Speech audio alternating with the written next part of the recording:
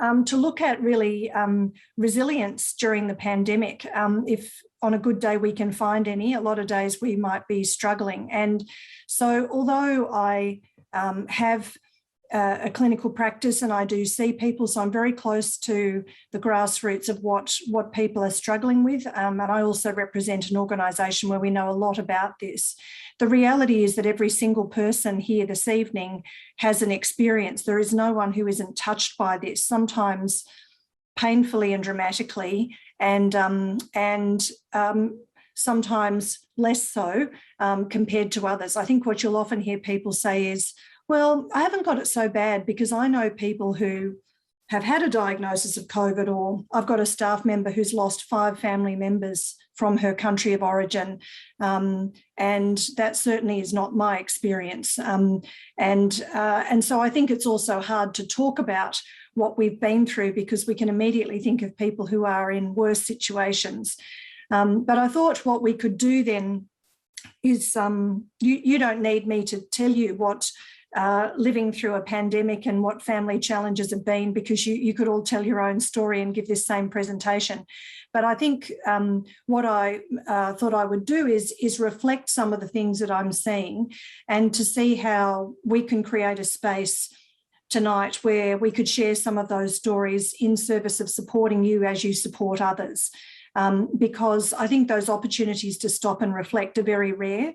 We're so busy doing it, getting on each day and helping those around us who might appear to need more help, that the opportunity to just pause and reflect and savour some of the things that we've learned and learn from those and embrace the learning that we've had, as well as really come to grips with some of the suffering and struggles that probably are going to change the fabric of society and how we live our lives from now on.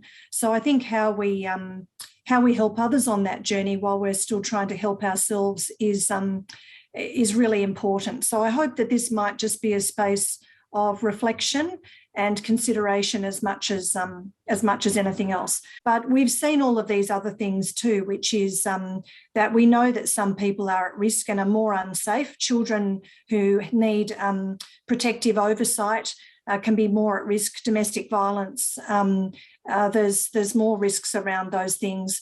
We know the effect on mental health. And there are a lot of people who are feeling guilty. Single parents, I'm hearing this from single parents a lot, who are saying, look, there's no way I can do homeschooling and work, so I've given up on the homeschooling and I just have to hope that my kids will catch up. And they feel terrible saying such a thing, but this is not set up for one-parent families. It's incredibly hard. And 2 or more parents are struggling as well. So, and that difficulty of I no longer know how I stack up because I don't have visibility of other people in the office, who's working, who's paying attention, who's going in and out of the boss's office. So I think that preoccupation with, gee, that was a funny email, or that seemed a bit of a stilted call. Is that a message to me? Is that, something I should take from that? So if you're already anxious, that's a really good way to do your own head in. I think too, our worlds have shrunk, and that's become suffocating for some, but also there's a certain pleasure in it for some because it's made life simpler and more straightforward in some ways. So that's quite a mixed blessing. I've mentioned the letting go of important relationships. What I've found is many people have said to me, look, it all seemed too hard. And if I'm online all day, there's no way I can do a family online as well. I just can't stand it. So see you after the lockdown. Now, if you live in Melbourne, see you after the lockdown is potentially up to 2 years away. And if it is in New South Wales, it's weeks away. But I think that's that statistic about the 50% haven't done much about it, is that for some people, the technology, the just feeling the stilted nature of it, people are putting things off and saying, see you out the other end. And that's really risky. There are certainly many people who are putting good things on hold, such as their exercise and taking up other compensations, which is concerning. I think many people can say, oh, I'll stop all this behaviour later. It's like a break. But that's a concern, as is equally the loss of boundaries around work. I think many of us, we no longer know where the workday ends. And we call that flexibility because we think, well, I hung out a load of washing and played with the kids, so I'll work till 8 to compensate that. But in the end, it's apples and oranges. You know, how many emails do you do to equate with how many loads of washing you hung out? Like, what's the algebra in all of that? And it's very difficult to get that right. So, and some of these other things that I think I've mentioned, that it's hard to speak up about your suffering, and because none of us really want to be a whinger, and we know other people are suffering more. And I think that makes it easier to talk about in broad terms, which is, isn't it terrible? And how are you going in broad terms? Don't tell me too much because I don't want to know. I'll get overwhelmed. But let's broadly agree it's terrible. But it's very hard amongst that to say, look, I know it's terrible, but for me, it's really, really terrible.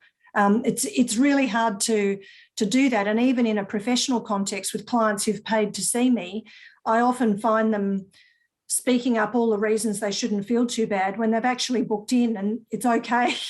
So these are some of the things that I'm observing, and we need to put our heads together about what this means and what individually we can do about this, certainly what collectively we do. But as we observe these things happening, we've got some effects on how we're travelling personally. We've got some effects on our relationship circumstances, whether we were single and hoping to partner during this time, single but relying on work for our socialisation, struggling with losses.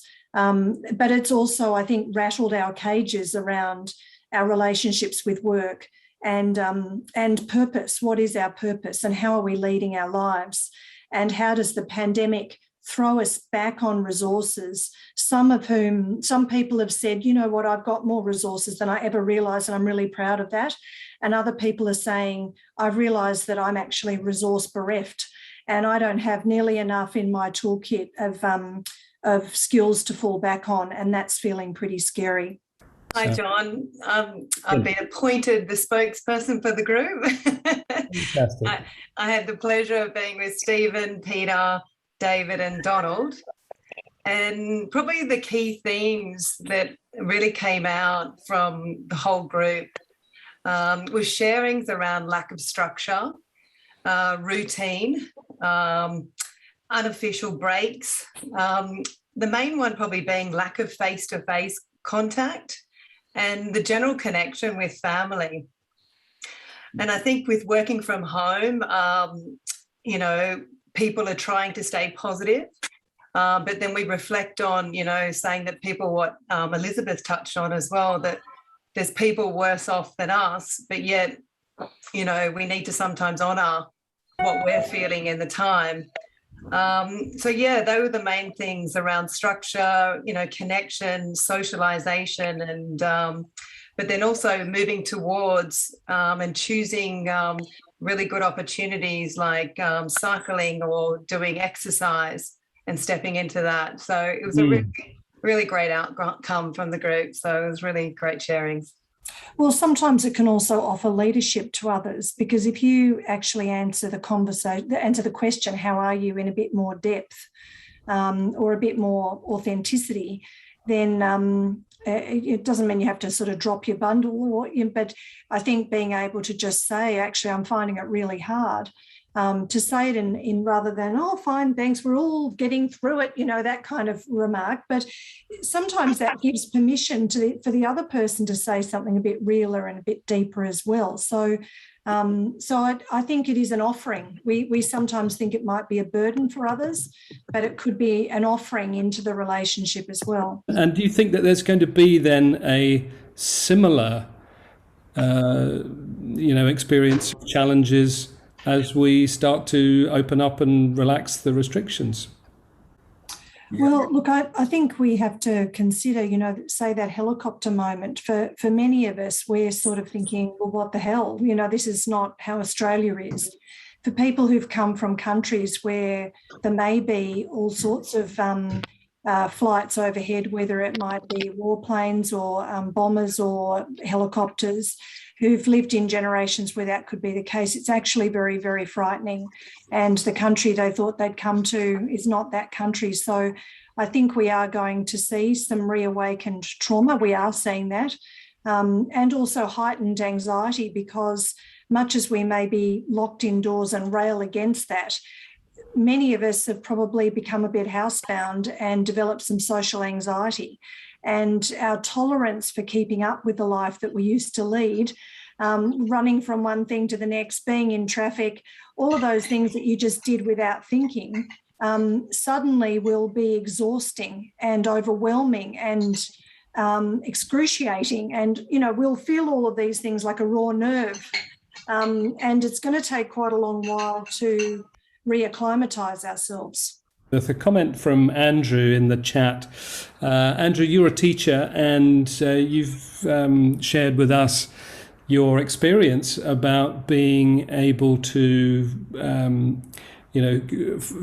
create the space and devote some time to your friends or parents of children who have been really struggling and in tears at times. Andrew? Yeah, that's indeed right there, John. One of the things that's happened is that we've had to keep up conversations with parents at home, and we've all been given from the school a number of parents that we've needed to contact, and I've had a number of parents who have disappeared into tears, literally just gone into tears over the whole thing. And just having someone to talk to, they're struggling at home, whether it be working from home, suddenly having kids all over the place. And then one of the things as a teacher, I've had to make sure is that we're not burdening them with any more news. So basically the conversation that I start with is, how are you going? Right? Is there anything we can do to help? And it's amazing when they start to open up, and it's just for them to talk to somebody, and somebody's actually listening to them and not interrupting with, oh, this needs doing, or can you do this, or little Johnny's down there who's just spilt something or something like that. They actually get 10 or 15 minutes of their own time, and they actually felt like they've been listened to. I think teachers have been extraordinarily under the pump. And so that's a very generous thing that you're doing, Andrew, to give over yourself to that moment, because you probably have your own desire to push that material away too, just to get through your own tasks. So that is very kind. I think being able to say, well, what does this add up to? What can we exactly do with this?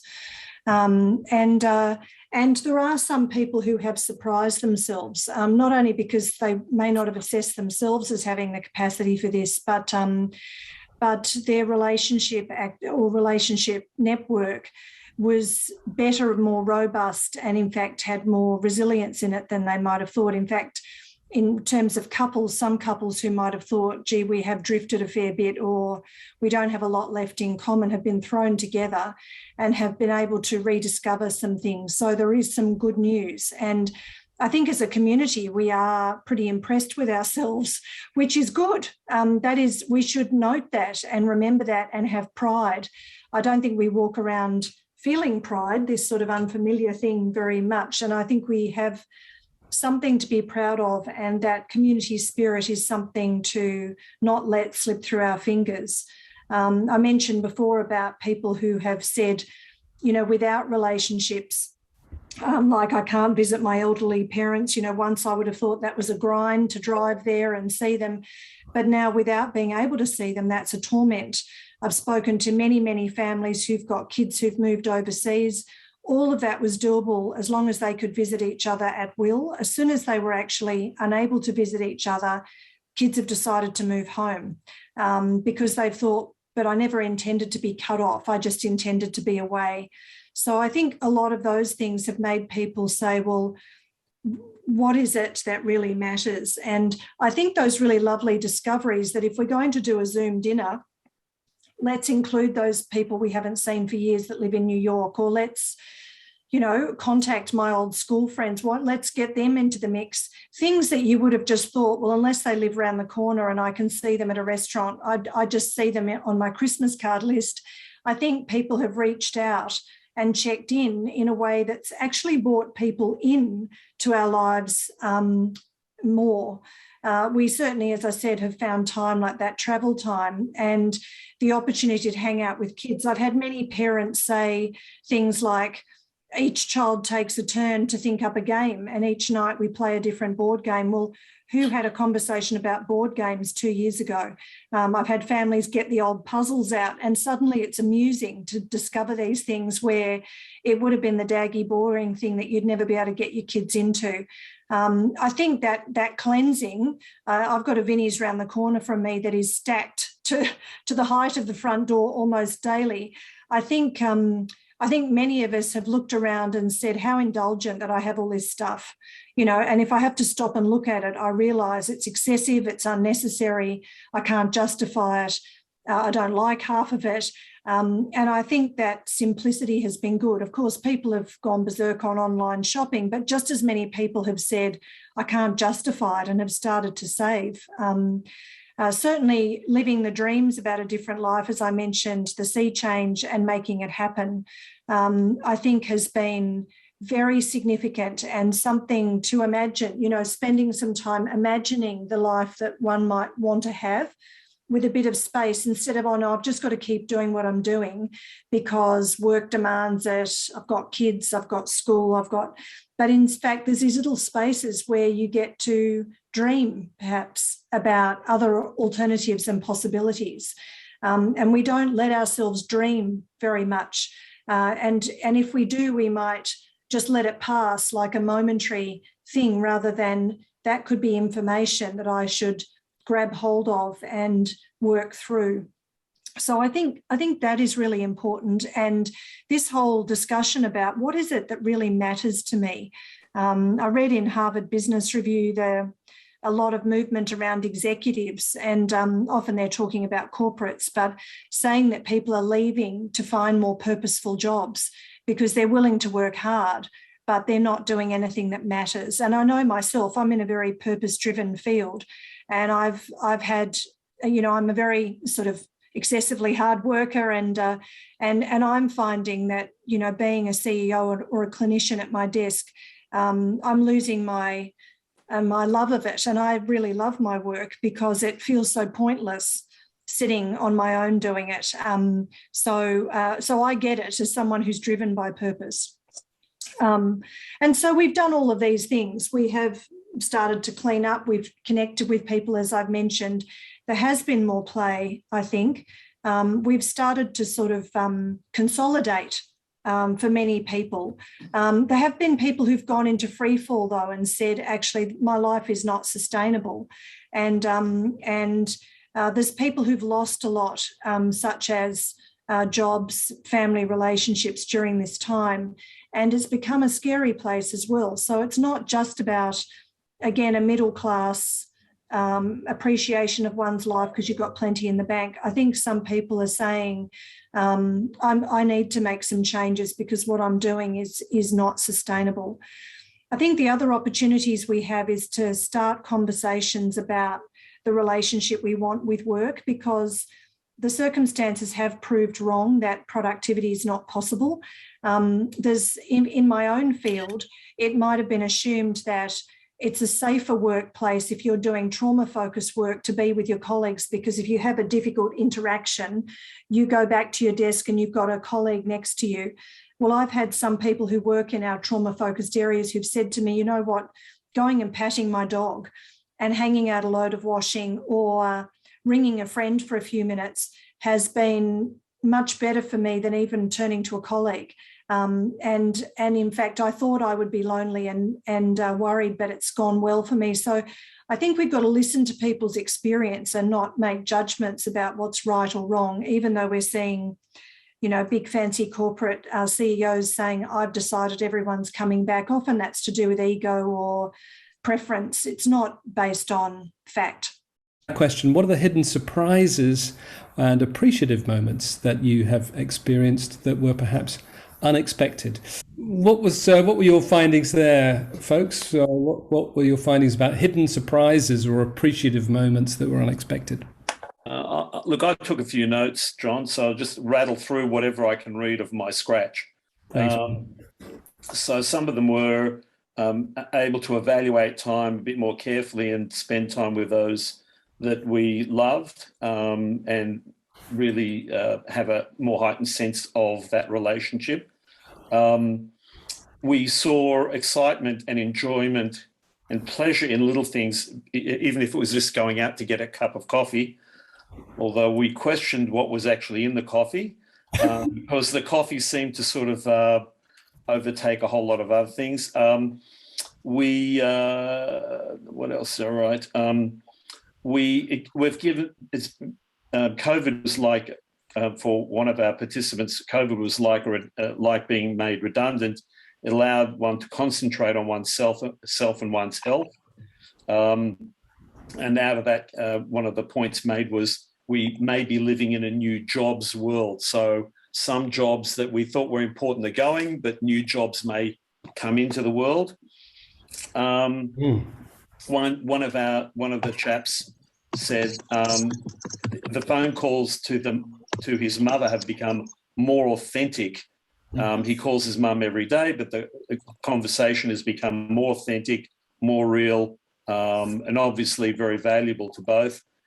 And in the case of another person recently retired, life has become relaxed, maybe even too chilled at times. So that's sort of a few of the comments that came out of our group. A lot of what we talked about was actually being able to get on a bike and cycle without anyone else bothering them. So you can cycle around the city without having everybody else around, the hustle and bustle of life. So I think that kind of tranquility has been a nice part of COVID. I shared personally that I found that because I'm home more, the kids have been interacting with me more, which has been really, really nice, because I think before, when you're working a lot and you're not at home, you don't get to see them grow up as much, but also they don't spend as much time with you, so they don't know who you are as much, so you get to see more of their personalities. And the other one is actually at work. You know, we shared, Rihanna shared that she's a chef at a childcare centre, and what she was saying is, what she's noticed, one, she's been able to nurture the children at the childcare more because there's not been as many children there. So it's been a much more enjoyable experience for her, but also being able to see, like we said, like because parents have been keeping their kids at home, the interaction with those children and how important that actually is. And, work is probably not the be all and end all of everything, and having that interaction with children and having interaction as a family is really, really important as well. So, well, look, I think it's all about whether we see this as a temporary gift, one that we can never sustain. So, for example, the pleasure in cycling without being hassled.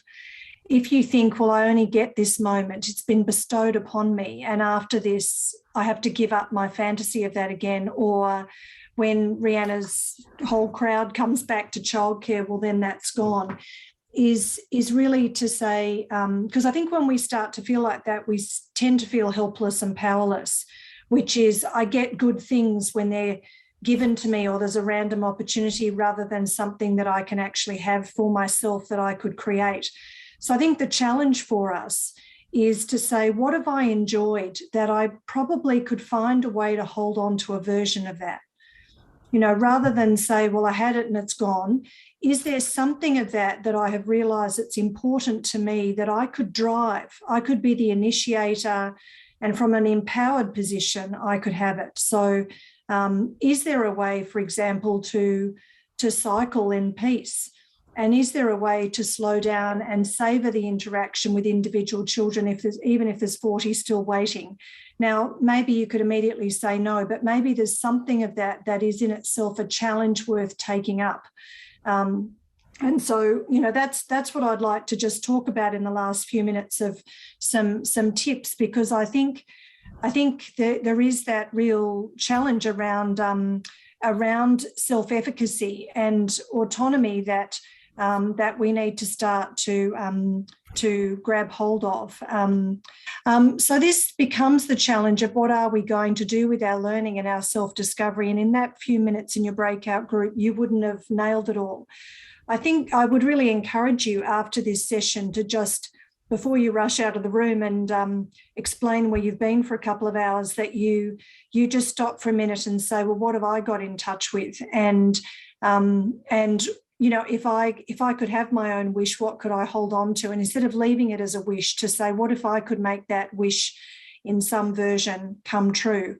Because I think there is this, you know, temptation to think that when our premiers tell us we can go out again, which is in itself a helpless position as a grown person, is to say, well, what do I do with that? Am I going to do it as a bull at a gate? Am I going to actually be afraid to go out my front door? Am I going to take my time over that? We've got some choices about that. And so let's just think about that for a minute. So I think what we need to do is, as I've said, hold on to the self-knowledge that we've managed to gather. What have we learned about what we need, how we interact, what our pain points are, what our triggers are, what is our source of pleasure and source of meaning in life? The slowing down has probably given us something that is usually quite elusive to understand about ourselves. So how do we now guard that as a precious resource? How do we challenge some of the bad habits that we've developed during lockdown, such as giving up on exercise, or some of the bad habits we had before, which is maybe working excessive hours at the office? Is there a way that we can interrupt that? And I think what we often don't do is we don't take advantage of the punctuation points in life where we could reinvent ourselves. So sometimes it could be, it's New Year, I'm going to do something different. Often why we announce our New Year's resolutions is just a way to create punctuation and tell others around us that we're going to be different.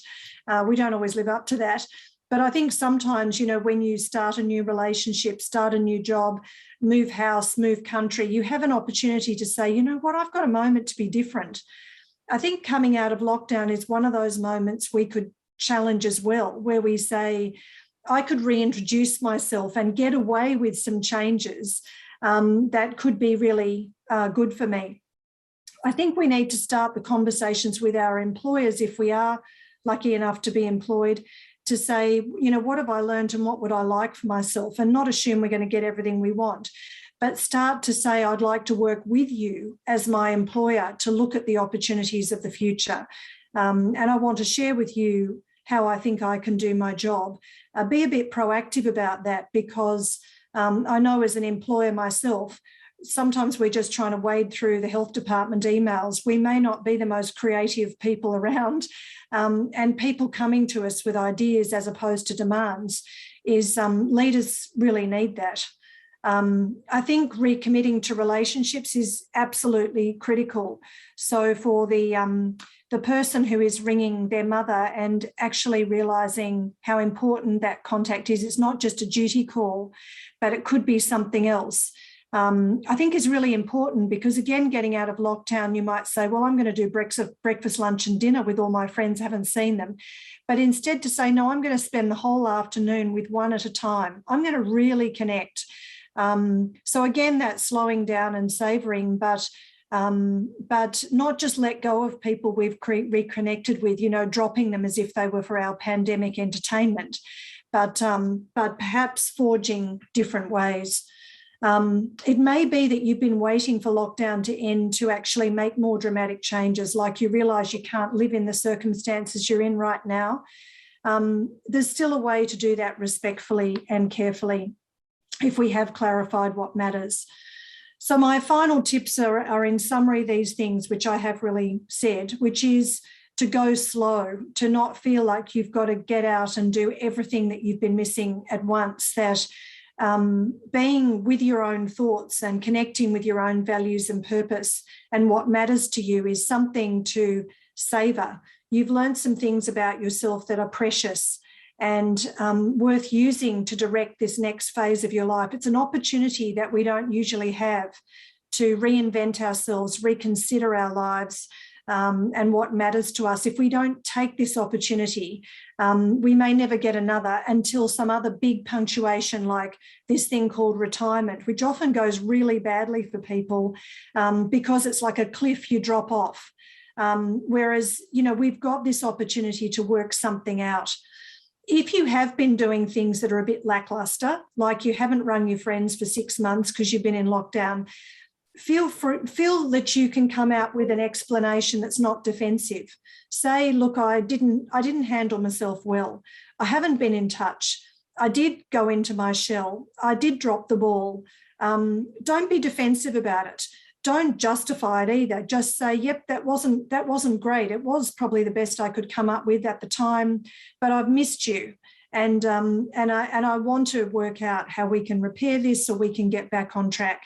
And I think none of us have been at our best self, but some of us have really dropped balls that we need to be accountable for, and we need to repair that. Because if people say, well, I expected to hear from you, you've got to be thoughtful about, what you've let go. I think it is important that we look at that how we measure. For many of us who might have been in relationships where we've really got cranky with our partners and thought, you are so substandard, and if only you lifted your game, I would have a better life. And if you change, I'll change, and all of those things we do in relationships. And if you picked up your end, I'll pick up mine. I think what we've got to say is, how much is this really a reflection of our relationship, and how much is it really that we were both stripped bare and we let ourselves, really just let loose on all the worst characteristics we've both got? And did we just indulge our bad habits and let each other down? I think, again, we've got an opportunity to re-story this and say, as a couple or as a family, it's time we got our act together. We've let things go that we shouldn't have. There will be some people who say the pandemic only intensified stuff that wasn't good enough. Let yourself get some professional help before you make any big decisions about letting a relationship go. I mean, unless you know in your heart it just has to. I think you've got to sort out the pandemic effect. Big decisions may be done in a reaction. So let's try and embrace the plans and commitments and not indulge in helpless thinking, which is, I got this little hiatus, but it's all been taken away from me again. Let's try and hold firm to what we have achieved, and recreate some boundaries that we need in place because we've lost some boundaries, and some of that's been good because we've got more fluid relationships. Some of that's actually very positive for people like me that always compartmentalise. I've actually learned a lot about greater fluidity, which I think has been good for me and my family. But some of it has been about messing with boundaries that are not good at all. So you've got to sort out, the classic wheat from the chaff there and decide what you can do. So I would encourage you, this as my parting reinforcement, to even jot down a few ideas about what you've got in touch with during this session tonight, and what you'd really like to defend jealously going forward that's been of value to you, or anything you'd like to correct, and see how you can commit to that. Look, I can see from the comments, I think that classic line, don't waste a good crisis, is absolutely true. I think, I think it's been a very interesting time, and I'm glad to see people have, connected with some of that, because there's been a lot of losses and struggles, and I don't in any way minimise or underestimate those. People have really hit very dark times. And I think that sense of community and hanging in with each other is very rich, and I hope that we can benefit from that too.